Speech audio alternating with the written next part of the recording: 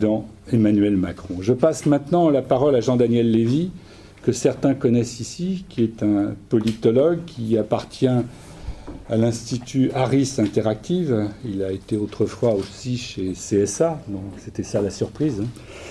Et qui est donc un fin expert des idées politiques et des courants qui traversent notre société. Il va nous dire ce que les sondages, mais aussi les analyses politiques montrent des malaises et des espoirs des citoyens français à quelques mois d'un scrutin européen qui inquiète par sa possible transformation en exutoire d'opposition. Jean-Daniel Lévy, c'est à vous. Merci. Bonjour à toutes, bonjour à tous. Peut-être 2-3 éléments qui apparaissent comme étant assez importants. Vous avez indiqué que je travaille dans un institut de sondage. Donc tout ce que je vais vous dire, soit on va le considérer comme étant faux, soit on va le considérer comme étant subjectif. Une partie de notre activité ne vise pas à dire la réalité des choses.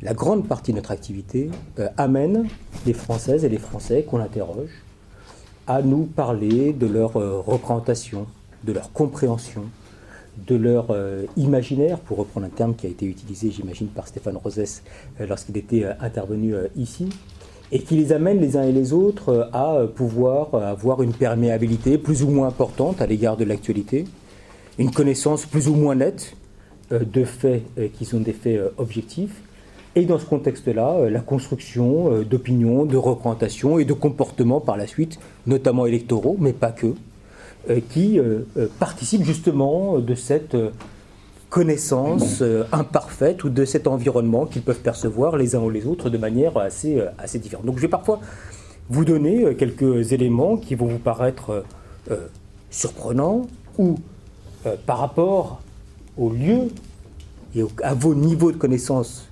relativement faux, mais qui correspondent malgré tout à des formes de représentation qui traversent l'ensemble de la société française. Après avoir échangé effectivement hier soir, je ne me rappelle pas que j'avais utilisé ce terme aussi particulier que pile poil, mais il convient parfaitement, j'ai trouvé que le thème qu'on avait défini il y a quand même de cela quelques semaines correspondait effectivement à une situation qui est une situation qui, d'un point de vue extérieur, qui, d'un point de vue d'institut de sondage, la situation que l'on connaît concernant, on peut dire, d'un côté les gilets jaunes et d'autre part les premiers éléments de perspective qu'on peut voir dans le cadre des élections européennes, a une situation qui est une situation assez ancienne. La France est un pays qui est un pays terriblement politique. La France est un vieux pays politique qui fait que matin, midi et soir, les Français parlent de politique. Ils écoutent la radio, il suffit de le faire, ce qui n'existe dans aucun autre pays au monde. Vous tombez sur un responsable politique qui est interrogé. Vous allumez la télévision, fait nouveau, vous tombez sur un responsable politique qui prend la parole. Le soir, c'est le même type d'approche qui se constitue. Vous allumez la télévision, vous écoutez la radio, vous tombez sur un responsable politique. Le week-end, il y a en moyenne 14 émissions avec un responsable politique qui est interrogé. Les Français, dans le cadre de leur quotidien, lorsqu'ils arrivent à la machine à café le matin, lorsqu'ils déjeunent avec leurs collègues de travail le midi, lorsqu'ils rentrent chez eux le soir, ou lorsqu'ils vont dîner ou déjeuner en famille le dimanche, vont parler de politique. Nous sommes un pays qui a cette forme de passion politique et cette forme de, dans un même élan, de détestation pour les responsables politiques et d'amour profond pour la politique avec un grand P majuscule. Parce que nous sommes dans un pays où l'État s'est construit avant la nation. On est dans un pays où, globalement, lorsqu'on interroge les Français et les Françaises, ils vont nous parler d'actes constitutifs qui apparaissent comme étant fondamentaux. On peut en prendre deux, 1789 et le sortir de la Deuxième Guerre mondiale. 1789, avec la thématique de l'égalité qui reste encore profondément ancrée aujourd'hui. Et s'il n'y a pas d'acteur qui est un acteur en faveur de l'égalité, qui n'est pas le pouvoir central, politique fort, quel est-il? Je ne sais pas. En tout cas, c'est un des regards qui est porté. Et le deuxième regard, c'est le regard de ce qui est issu, même si les Français ne le valorisent pas ou ne le véhiculent pas de cette manière-là, de ce qui est issu du Conseil national de la résistance à travers nos différents systèmes de solidarité. Solidarité entre les actifs et les inactifs, entre les personnes qui sont bien portantes et les personnes qui sont moins bien portantes, entre les ruraux, entre les urbains, entre les personnes qui ont une activité professionnelle et celles qui n'ont plus d'activité professionnelle. Ces deux dimensions-là ressortent systématiquement lorsqu'on demande aux Français, aux Françaises, définissez-nous la société française. Quel que soit votre niveau social, quel que soit votre âge, quelle que soit votre localisation géographique, on voit bien que ces deux aspects-là ressortent de manière profonde, avec une aspiration que ça n'est pas au marché, que ça n'est pas aux individus, mais que c'est véritablement aux politiques d'être en capacité de pouvoir être dans la définition justement de cet intérêt général. Ce qui explique que dans ce contexte, et on a pu le voir récemment à travers l'enquête du CEVIPOF, dont j'imagine la grande partie d'entre vous a entendu parler, il peut y avoir un regard qui est un regard extrêmement critique à l'égard des responsables politiques, et en même temps, si vous me permettez l'expression, dans un contexte, c'est un contexte de baisse de la participation électorale, au moins à l'élection présidentielle, une participation qui reste encore et toujours une participation importante. Près de 80% des Français et des Françaises se sont déplacés à la dernière élection présidentielle. Avec toujours en trame de fond un certain nombre de questions qui se posent, dont cette question, qu'est-ce qu'être français et comment faire pour pouvoir conserver, pas forcément conquérir, mais conserver ce qui fait justement cette dimension identitaire relativement partagée, issue des deux périodes de fondation de la France, 1789, 1945, 1946. La dernière élection présidentielle a pour partie répondu à cet enjeu-là et pour partie pas complètement répondu à cet enjeu-là. Depuis très nombreuses années, quand on interroge les Français et quand on leur demande « dressez-nous, s'il vous plaît, le portrait type du président de la République idéale », nous avons le portrait d'un responsable politique qui est relativement jeune.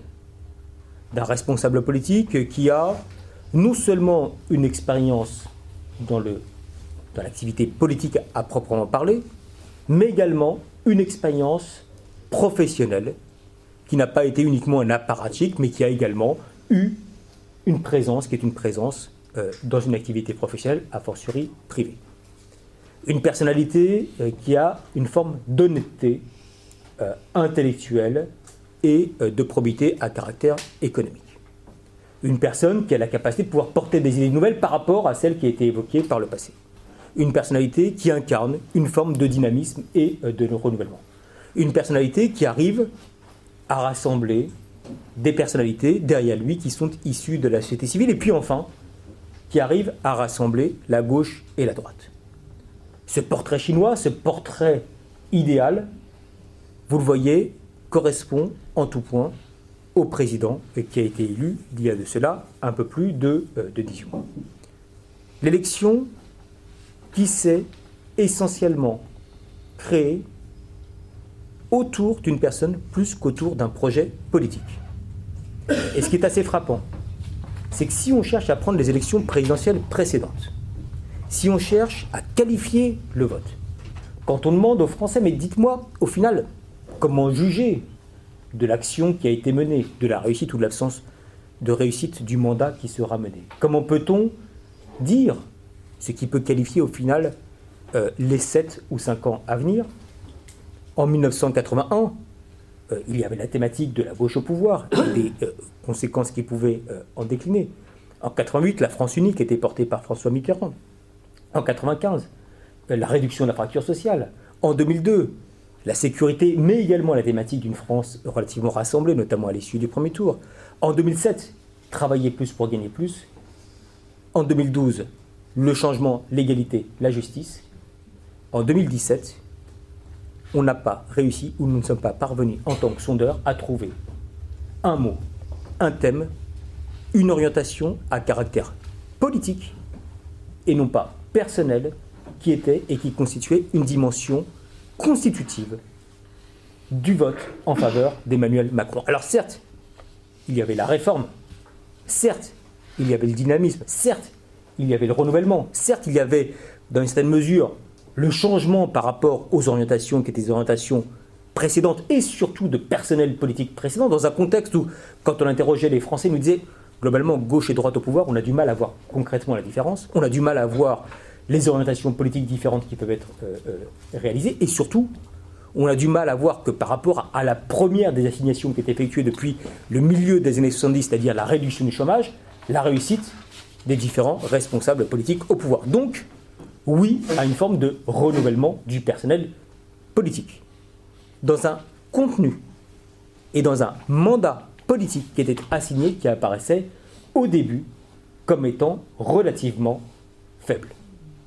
On a pu le voir d'ailleurs de plusieurs manières.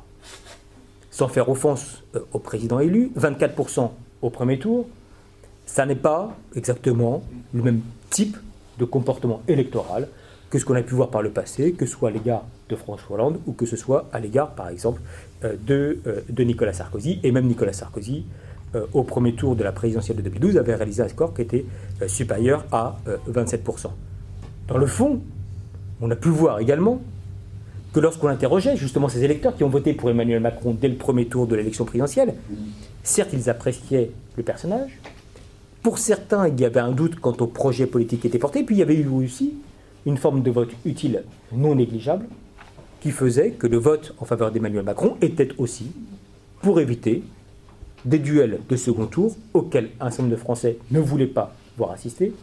Duels qui étaient en plus fortement différents, qui pouvaient opposer soit Jean-Luc Mélenchon et Marine Le Pen, soit Jean-Luc Mélenchon et François Fillon, soit François Fillon et Marine Le Pen. Donc vous voyez une palette de duels auxquels, dans un mouvement qui apparaissait comme étant relativement incertain en fin de période électorale, Emmanuel Macron a réussi à être le réceptacle. Donc oui, un vrai regard positif à l'égard d'Emmanuel Macron en tant que personne, et non pas de mandat politique extrêmement fort, en tout cas pas complètement issu de son projet présidentiel tel qu'il avait pu le porter. Entre le premier tour et le deuxième tour de l'élection présidentielle, s'est déroulé un débat dont peu de Français peuvent considérer qu'il a été profitable à Marine Le Pen. En dépit de ce débat, le Front National a progressé de 13 points entre le premier tour et le deuxième tour de l'élection présidentielle. Quand vous prenez l'ensemble de l'électorat, qu'il soit inscrit ou pas sur les listes électorales, une personne sur 4 a pris un bulletin de vote Marine Le Pen au cours de la dernière élection présidentielle. Ce mouvement était loin d'être négligeable. Et considérer que la France s'est convertie au macronisme préalablement à l'élection présidentielle, a créé ou a cru à une forme d'engouement à l'égard de ce qui pouvait être porté par le président, ou a complètement adhéré au projet qui était porté par Emmanuel Macron dans le cadre de l'élection présidentielle, à mon avis, on fait une erreur d'analyse relativement, voire très importante. En tout cas, on n'en a pas vu les éléments qui ont pu suivre par la suite. 13 points de plus pour le Front National entre le premier tour et le deuxième tour de l'élection présidentielle, c'est une évolution qui est une évolution nette. S'agit-il d'une évolution qui est une évolution nouvelle? Absolument pas.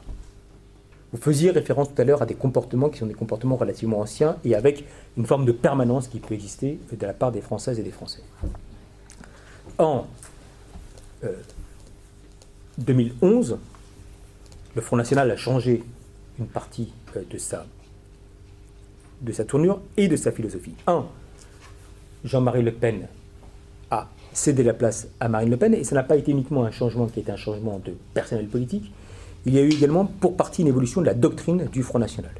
Et d'un Front National qui se présentait comme étant libéral économiquement, est passé à un Front National qui est devenu, avec une composante sociale loin d'être négligeable, et avec la réappropriation de thèmes qui avaient été laissés en jachère par une partie des responsables politiques, et notamment une partie de la gauche, en tout cas aux yeux des Français, avec, de la part du Front National, la réappropriation de termes comme la République, comme la laïcité, comme l'égalité, qui a fait que les composantes et les motivations de vote à l'égard du Front National ont été de nature à changer.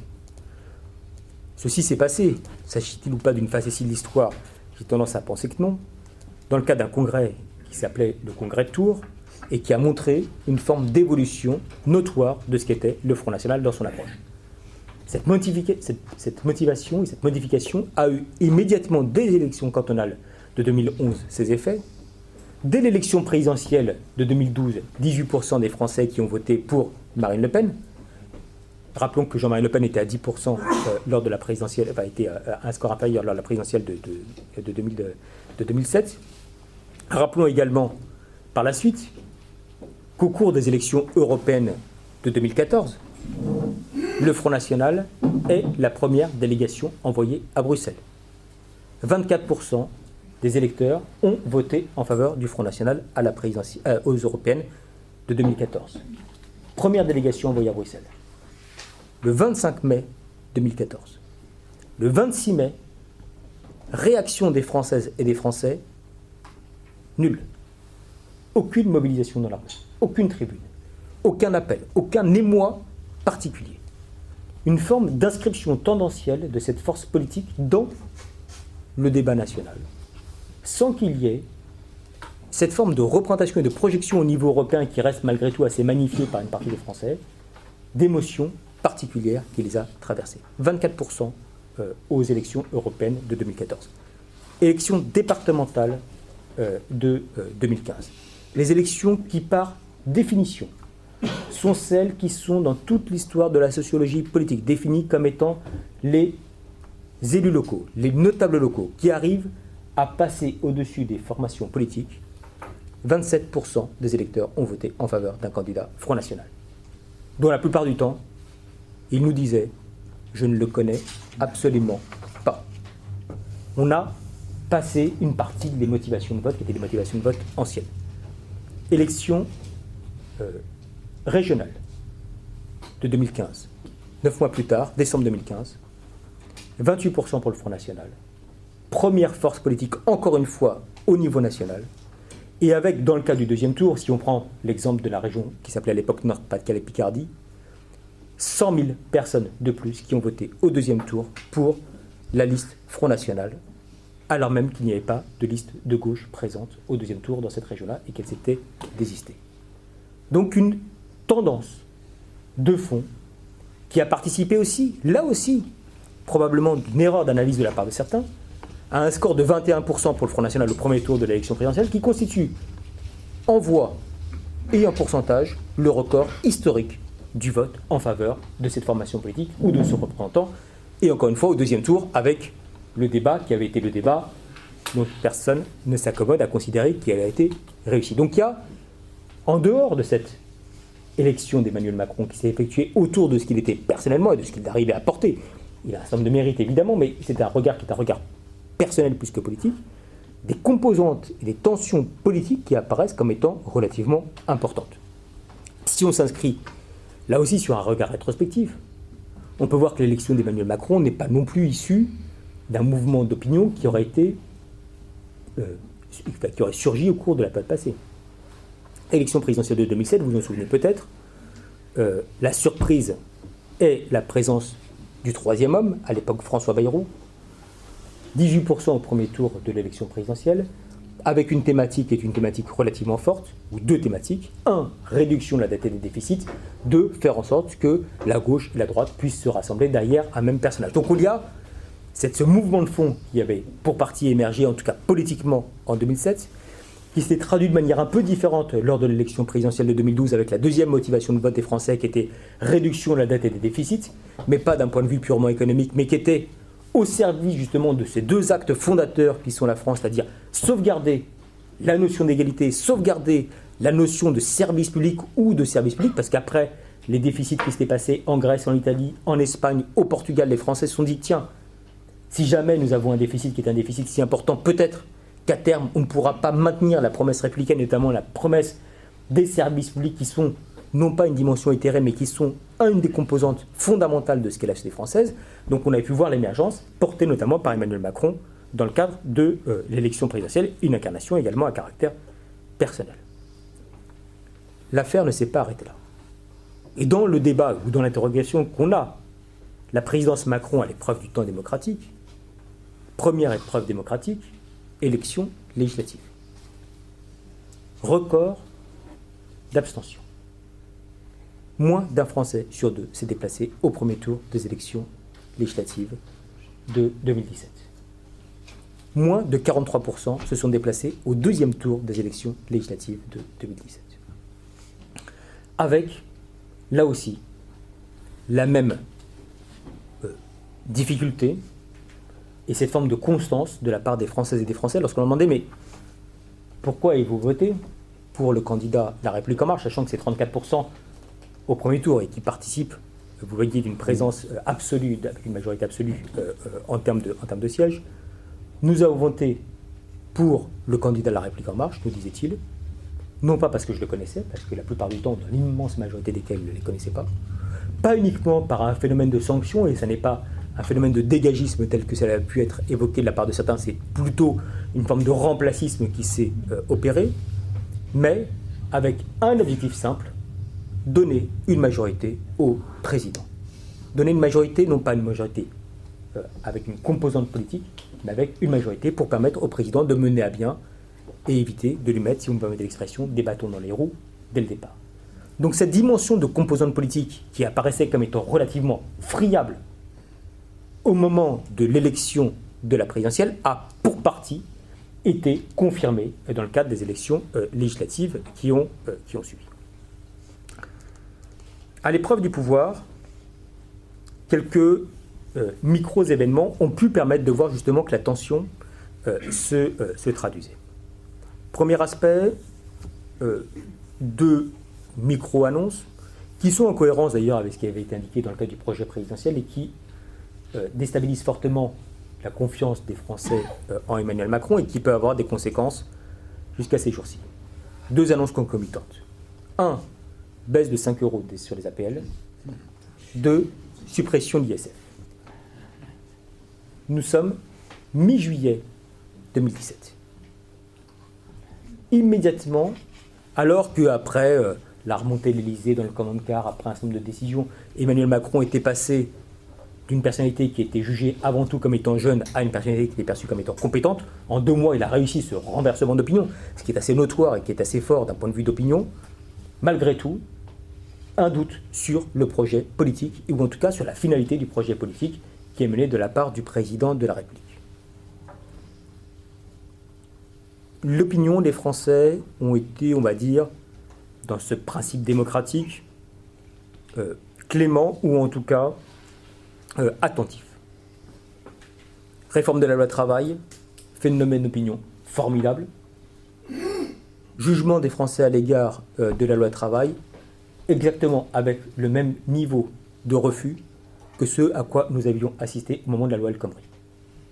Même type de critique, même type de regard. Si ce n'est, dans un temps démocratique qui est perçu, une forme de patience de la part des Françaises et des Français qui disaient « il a été élu sur ce mandat-là ».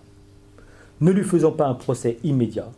Pour une fois que quelqu'un tient ses promesses, à la différence, notamment, nous disait-on, de François Hollande, de Jacques Chirac, de Nicolas Sarkozy, voyons, avant de juger profondément, une opinion d'un point de vue global à l'égard du président qui n'a pas véritablement changé, et des mobilisations sociales, vous avez vu, qui étaient relativement faibles, en tout cas qui ont été sans commune mesure avec celles qui étaient portées par le passé. Pourquoi, vous pourriez me demander, pourquoi cette différence d'attitude de la part des Françaises et des Français, alors même que sur le fond, il y avait le même type de désaccord et le même type de critique sur les effets potentiels. Pour 2 raisons. La première raison, une absence de crédibilité de l'opposition. Et que la gauche et la droite étaient bien normales de dire « ce projet ne nous convient pas », parce qu'il n'avait pas répondu justement à cette préoccupation de la part des Français, réduire le chômage. Et deuxième aspect, parce qu'à la différence de François Hollande, notamment aux yeux de ses électeurs, il n'y a pas eu de trahison. La France est un pays de valeurs. La manière dont les Français jugent leurs responsables politiques, ils les jugent beaucoup plus sur les valeurs qu'ils portent que sur l'efficacité profonde de leur action. On sera peut-être amené à en reparler tout à l'heure. Quelle est la critique qui est effectuée à l'égard de François Hollande au moment de la loi El Khomri? Est-ce que ça serait l'inefficacité de la mesure qui est proposée? Est-ce que ça serait une temporalité trop grande entre la décision et l'application concrète? Absolument pas. C'est l'interrogation double. 1. Cette orientation était-elle dans le mandat présidentiel, ou en tout cas dans le projet présidentiel? La réponse était non aux yeux des Français. Deuxième question. S'agit-il ou pas d'une loi qui s'inscrit comme étant une forme de rupture d'égalité? La réponse est oui. en tout cas aux yeux d'une grande partie de la gauche, et notamment d'une grande partie de l'électorat de François Hollande.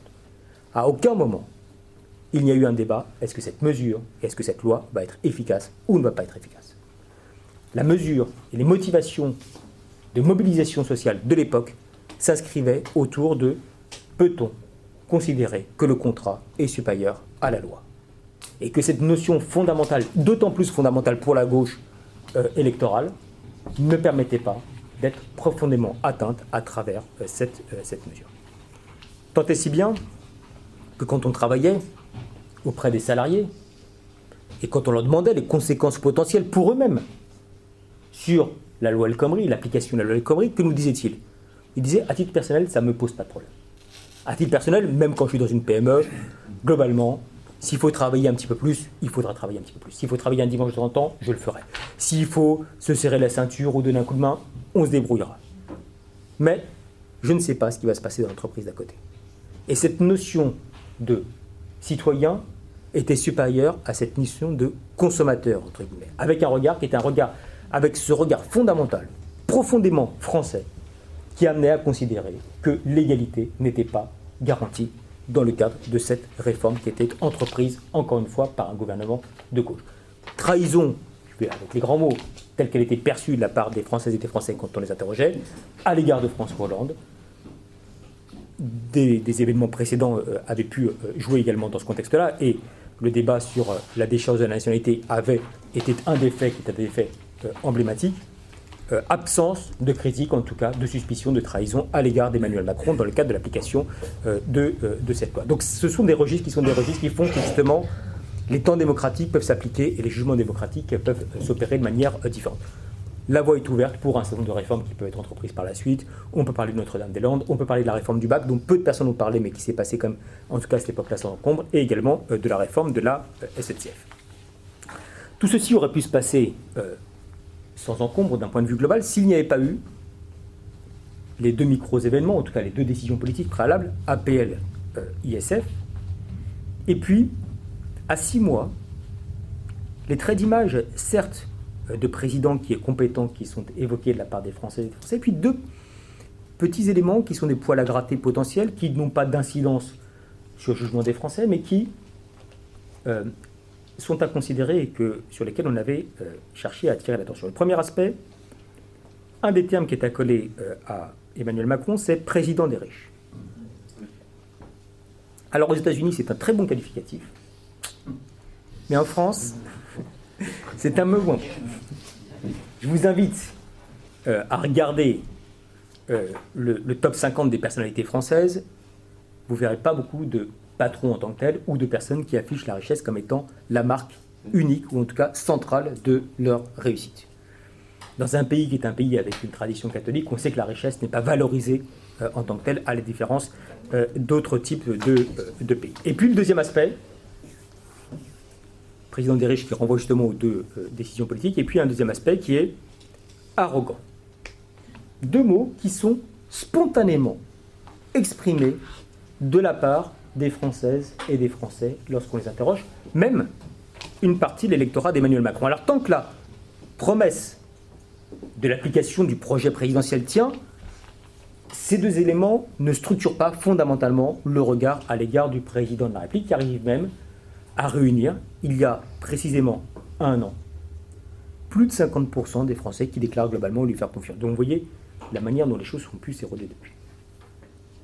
La France, étant un pays de valeur et pas forcément d'efficacité, c'est autour de 4 dimensions, 4 micro-événements que la chute d'un point de vue d'opinion ont commencé à se constituer. Premier micro-événement, le président de la République envisage de se faire construire une piscine à Brégançon. On va être dans la haute politique. Deuxième événement, le renouvellement de la vaisselle de l'Élysée. Troisième micro-événement, l'utilisation d'un Falcon pour parcourir quelques dizaines de kilomètres entre Montpellier et le Puy du Fou. Quatrième micro-événement, une fête de la musique qui se déroule avec des danseurs qu'on ne voit pas habituellement dans des lieux de pouvoir. 7 points de moins immédiatement d'un point de vue d'opinion. Aucune décision à caractère politique. Aucune orientation, projet de loi, décision sur des considérations à caractère économique ou social.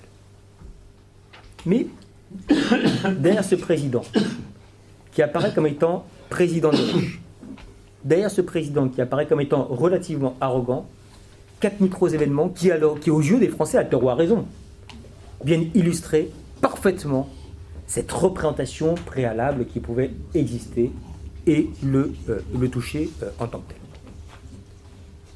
tel.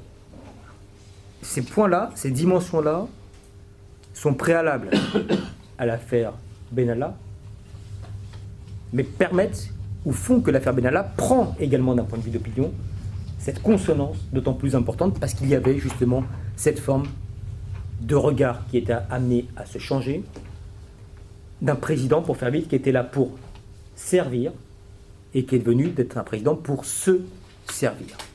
Ce qui est profondément dénié à la plupart de nos responsables politiques, oui à l'intérêt général, non pour être en situation de jouissance de cette situation personnelle.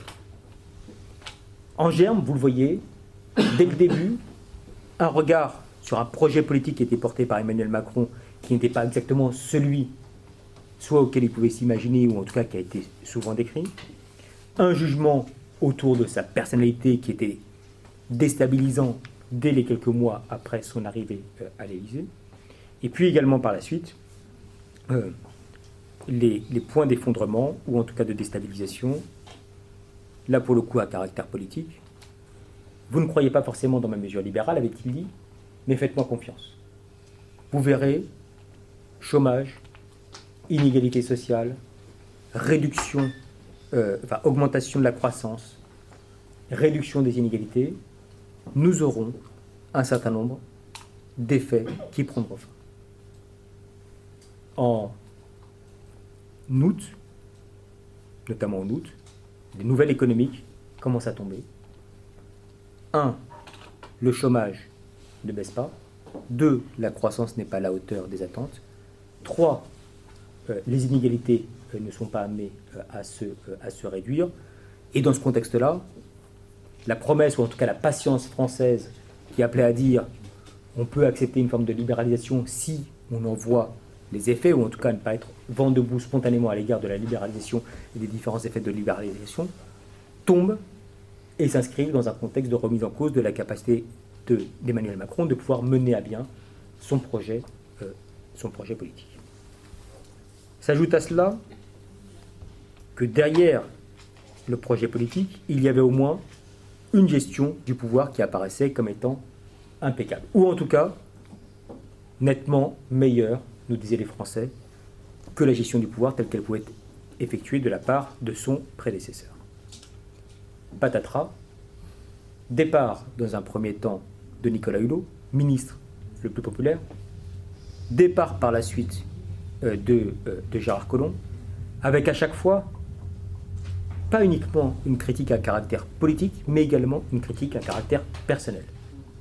Il venait appuyer là où ça faisait mal et là où il y avait un minimum de lien préalable à son élection entre Emmanuel Macron et les Françaises et les Français par la suite.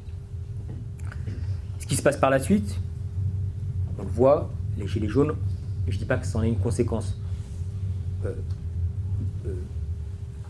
logique, mais en tout cas, il y a une forme de cohérence entre cette France qui n'a pas voté pour Emmanuel Macron, entre cette France qui n'a pas cru en Emmanuel Macron, entre cette France qui, d'une manière générale, nous dit déjà parmi les mobilisations, mais pas que à travers les personnes qui se mobilisent.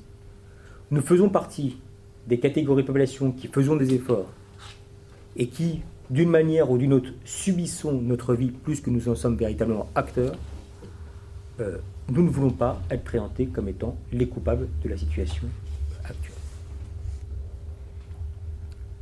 Cette France qui se mobilise, et ces 70% de Français qui au début ont été relativement en soutien, répondent globalement à un certain nombre de points qui sont des points marquants, mais pas si nouveaux que ça.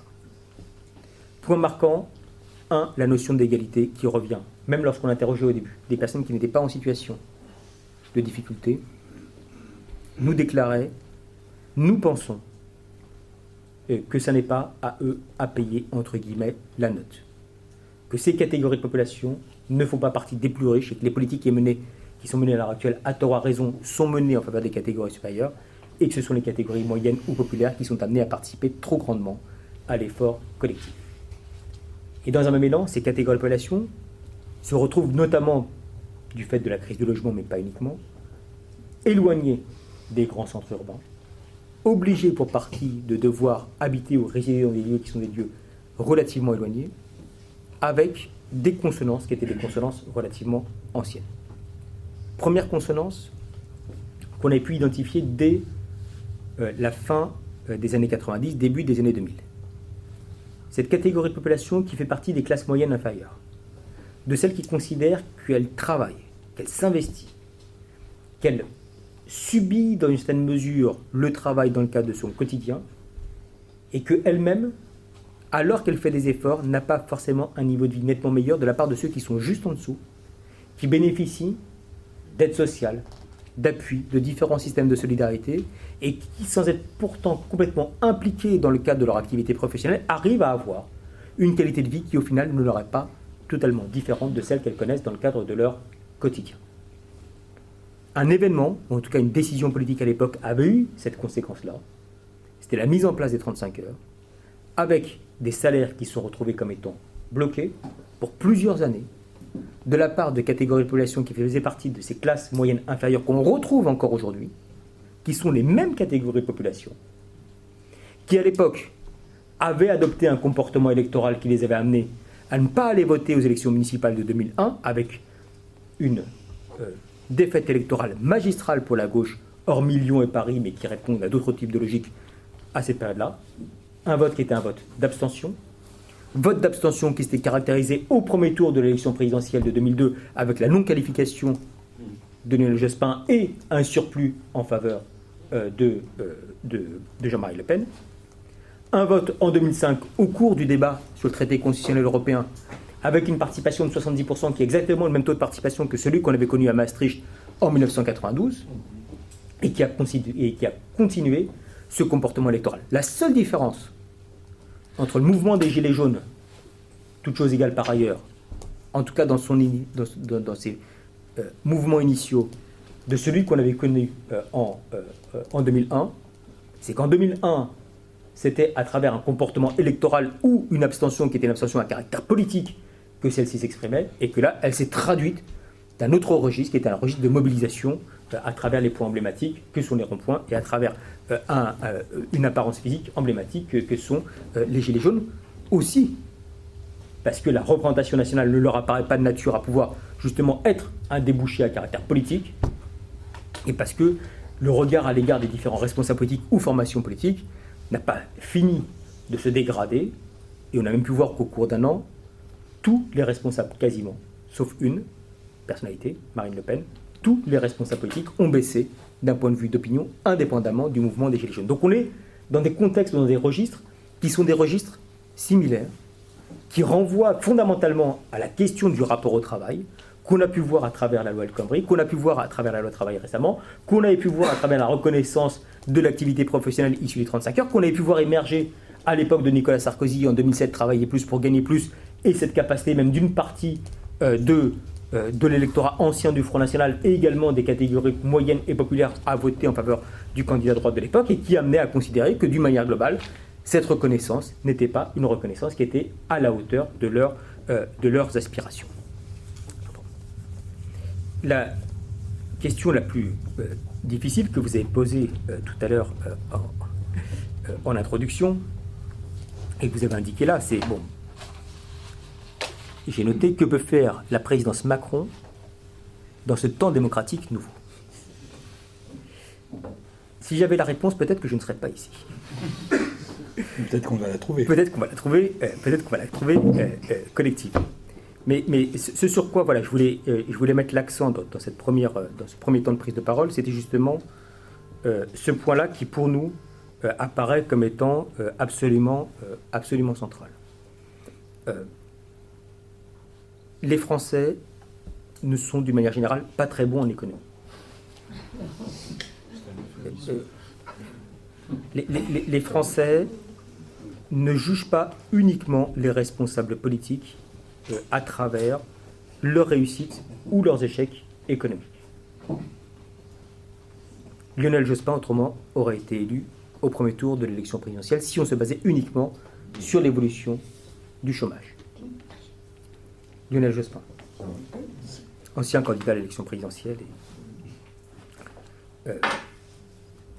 François Mitterrand n'aurait pas été réélu en 1988 s'il avait été uniquement élu sur ce seul registre-là. Et ce qui est intéressant, c'est que même si vous prenez la manière dont on aurait pu construire le bilan de François Mitterrand en 87-88, qu'aurait-il été?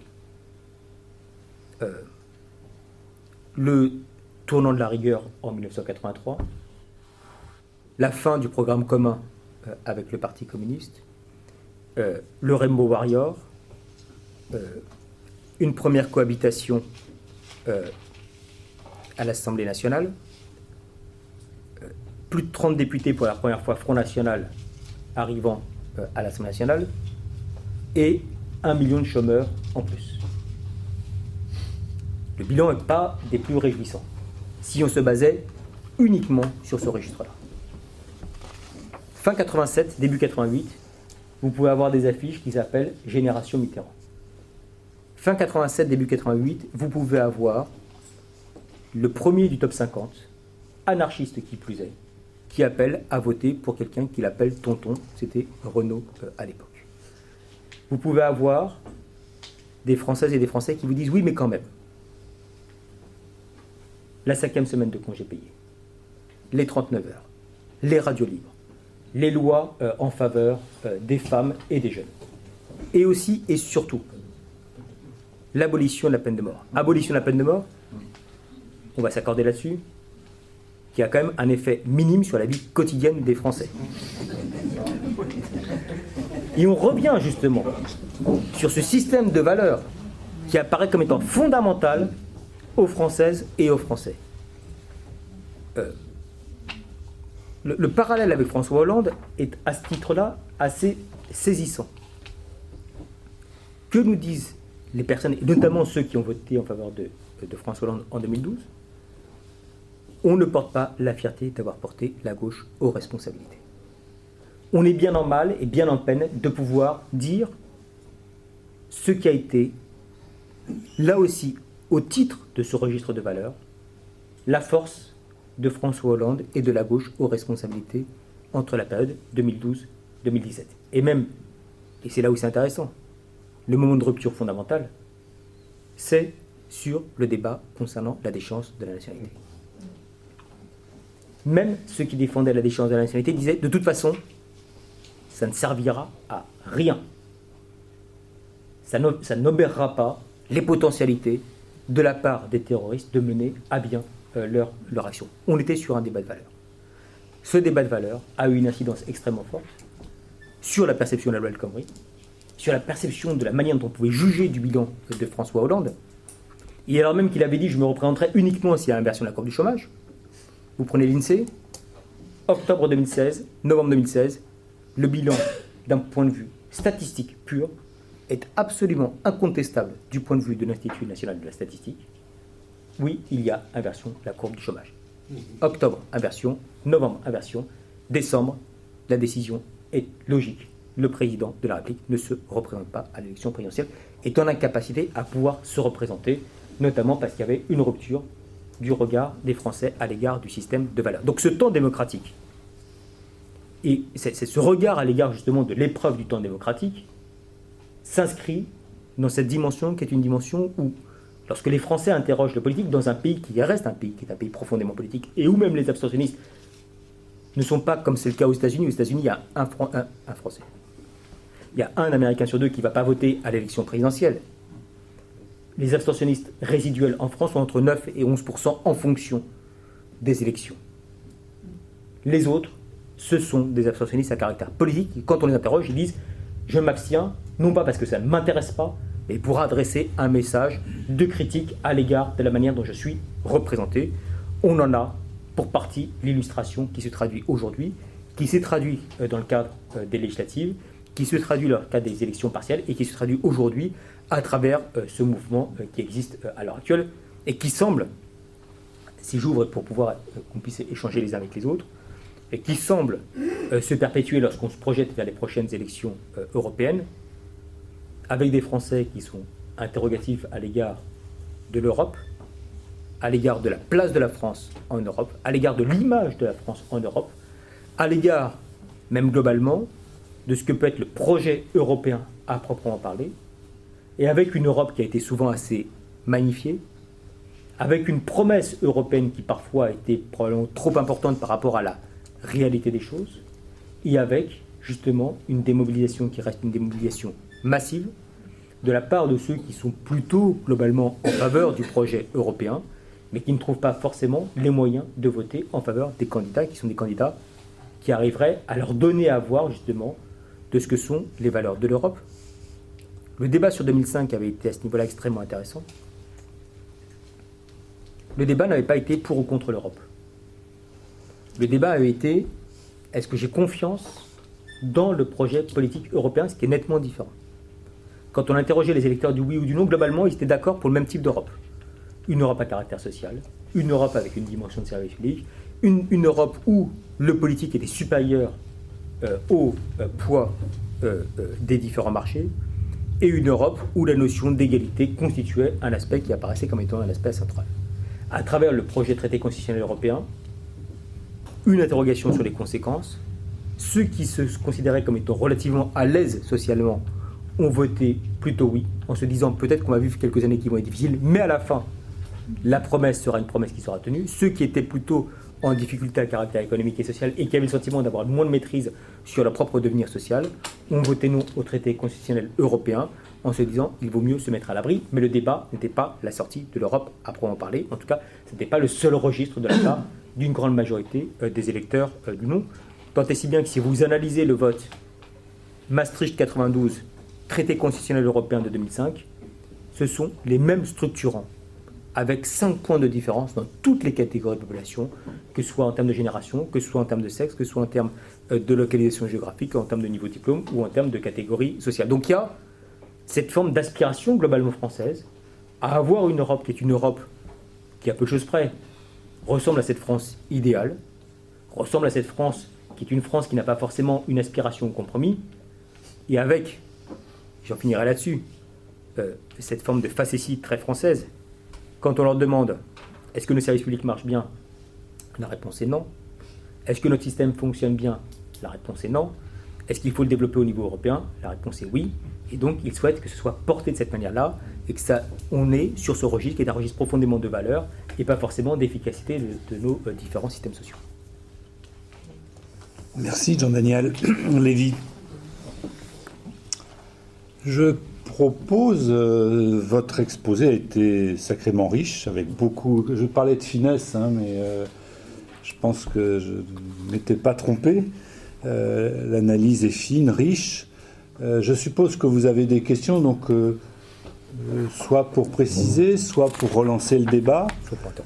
Donc, pour apporter peut-être des solutions, on y a pensé. Donc allez-y.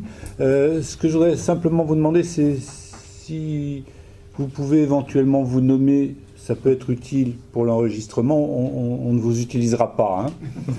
Et une dernière chose aussi, comme il y a un certain nombre de personnes nouvelles, quand vous partirez, ce sera gentil de vous noter pour qu'on puisse... on vous a touché d'une manière ou d'une autre, mais peut-être vous voudriez avoir connaissance des autres plénières et de nos autres manifestations. Donc si vous voulez bien, vous pourrez vous noter à la sortie. Ça, c'était purement matériel. Maintenant, c'est à vous. Donc, allez-y.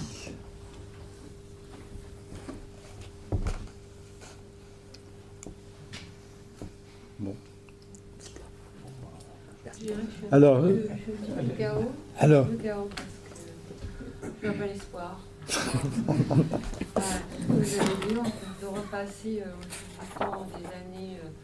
Oui, c'est vrai, c'est vrai. Et puis on arrive là aujourd'hui et J'aimerais un petit réconfort. Bon. On va en trouver. C'est après, il y a un pot après. Ah oui, ça sera trop léger.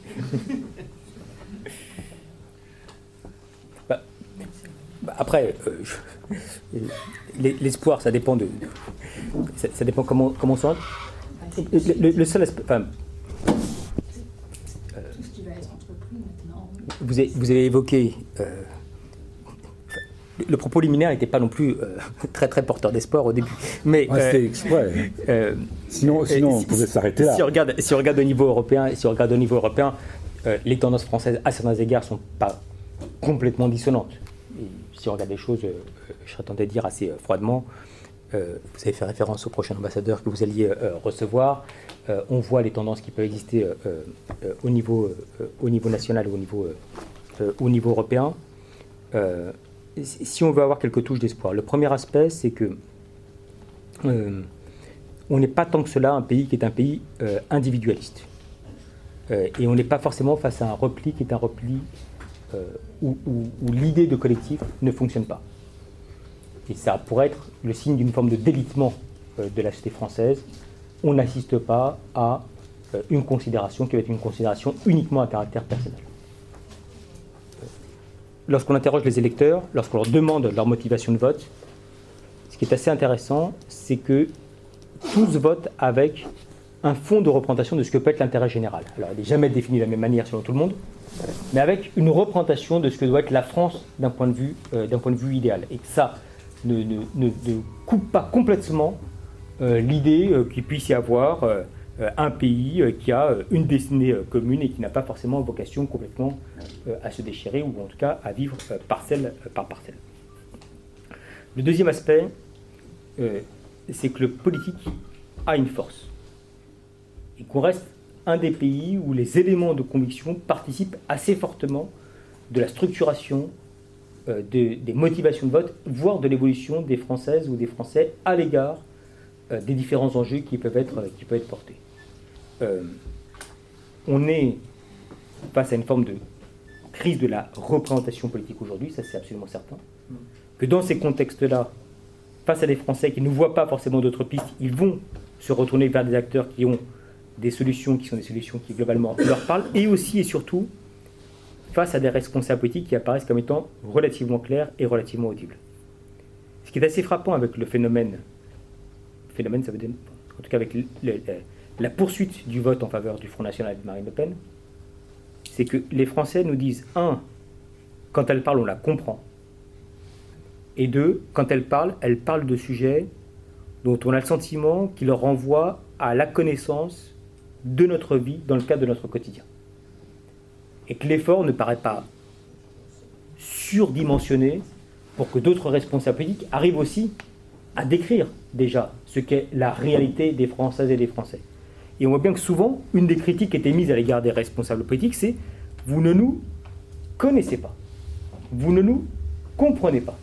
Et une des raisons pour lesquelles aujourd'hui il y a une focalisation forte à l'égard d'Emmanuel Macron, c'est justement le sentiment d'être un président des riches, d'être un président qui est un président hautain, qui est président des villes, et qui n'est pas forcément justement au contact de cette partie de population, mais qui aspire encore à des phénomènes qui sont à des phénomènes relativement collectifs.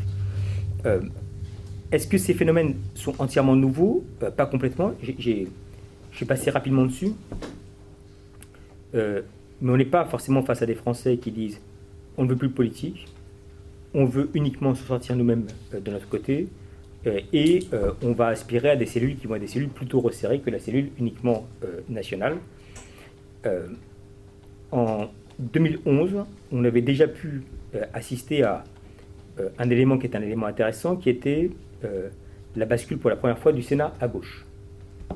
Cette bascule du Sénat à gauche n'était pas la bascule ou un engouement à l'égard du Parti socialiste ou des dirigeants de gauche à l'époque. C'était les seuls qui proposaient de considérer derrière la décentralisation la place des services publics et la place des services au public dans les différents territoires.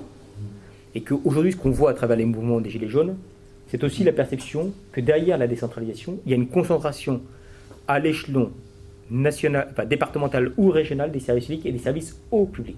Donc il y a toujours cette forme d'aspiration à ce qu'il puisse y avoir un système ou différents systèmes de solidarité qui puissent exister. Et une des questions qui se pose, c'est comment faire pour pouvoir y donner corps et comment faire pour pouvoir justement redonner différents systèmes de solidarité qui peuvent exister. Donc, je ne sais pas si ça vous offre un peu d'espoir, mais en tout cas, ça montre bien qu'il n'y a pas... la situation pourrait être encore plus désespérante, je serais tenté de dire, si jamais on était face à des phénomènes qui étaient des phénomènes d'individualisation complète de la part des Françaises et des Français, et qui n'est pas exactement ce système qui peut exister, ou en tout cas tel que nous on peut le remarquer lorsqu'on va travailler en Grande-Bretagne, aux États-Unis, où les processus sont des processus qui sont soit plus avancés, en tout cas bien plus nets dans ces différents pays que ça peut être le cas en France. Michel, tu voulais intervenir après. Oui, je voulais me lancer aussi, mais juste deux ou trois points, parce que c'est difficile de résumer 40 ans d'histoire politique en 2 minutes. Je crois qu'effectivement, on était parti en France d'une structuration forte, droite-gauche, jusque vers les années 80-90.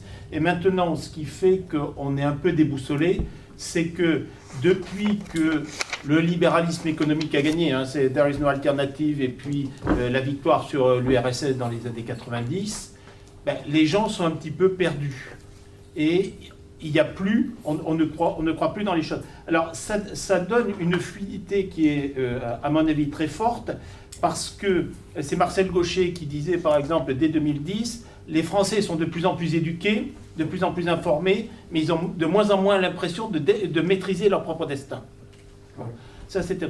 Deuxième chose aussi, un peu équivalente, les banlieues. En 2005, pour moi, la révolte des banlieues, c'était « Eh, coucou, on est là, ne nous oubliez pas, donnez-nous les services publics, etc. » Maintenant, vous allez en banlieue, c'est le repli sur soi, filez-nous des subventions, on va faire nos trafics, et laissez-nous tranquilles. Voilà. Et c'est pareil aussi sur les personnes. Ce qui m'a frappé sur Emmanuel Macron, c'est pareil, c'est très fluide. Il voulait être directement avec les gens, il casse les corps intermédiaires, je vais parler à l'ensemble du peuple, mais ça, comme il ne les connaît pas, c'est ce que vous disiez tout à l'heure, ça pose un problème. Et certains ont peut-être lu un article excellent de Sybille Kaufmann il y a quelques mois sur Orban. Orban, c'était un socialiste, social-démocrate qui lutte contre le communisme, qui prend la tête de son petit parti et qui, de marketing en réseaux sociaux et puis en opportunisme, devient ce qu'il devient. Voilà. Donc pour moi, c'est ça le danger, c'est qu'il n'y a plus de repères, c'est cette perte de repères, cette perte de vision, parce que je pense que Macron n'a pas de vision globale. Lorsque sur la transition énergétique, il nous dit dans une des questions, est-ce qu'il faut que ça soit payé par l'impôt, par ceci, par cela ? Il n'a rien compris à la transition énergétique. La transition énergétique, si on veut vraiment la faire, c'est des dizaines de milliers de milliards de dollars au niveau mondial, c'est une cohérence globale, c'est ça. Et pour ne pas être trop long et pour conclure, je crois que là, je rejoins votre pessimisme, c'est qu'actuellement, ce qu'on voit en France et dans le reste du monde, c'est l'unilatéralisme, une certaine forme d'individualisme quand même, et toutes ces choses qu'on voit là, et ça ne nous prépare absolument pas aux grands défis du XXIe siècle, de la transition écologique, des migrations, des problèmes qui sont, eux, mondiaux, et qui demanderaient justement des gens qui aient cette vision, à la limite, un petit peu ce qu'avait fait Jacques Delors, même si je n'étais pas d'accord avec beaucoup de choses qu'il a faites, mais Jacques Delors, pour l'Europe, il avait quand même une vision.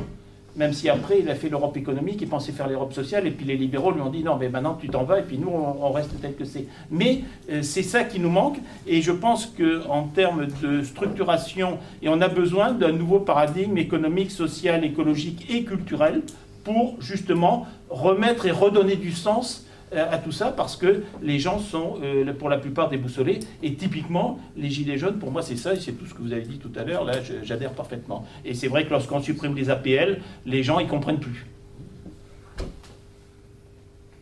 Oui, dans le même sens ou... Oui, oui. C'est-à-dire que vous nous dites au départ... Jean-Claude Henrard. Macron, il a l'air de vouloir faire ce qu'il dit, quoi. Bon, or, en termes de gouvernance, ce mot est absurde, mais bon, en termes de gouvernance, il fait l'inverse de ce qu'il avait dit, puisqu'il voulait faire de l'horizontal, s'appuyer sur la démocratie, et en fait, il a une vision verticale du pouvoir, et on peut se dire, il y a tromperie sur la marchandise, exactement comme les prédécesseurs, non pas dans l'ordre économique, parce que bon,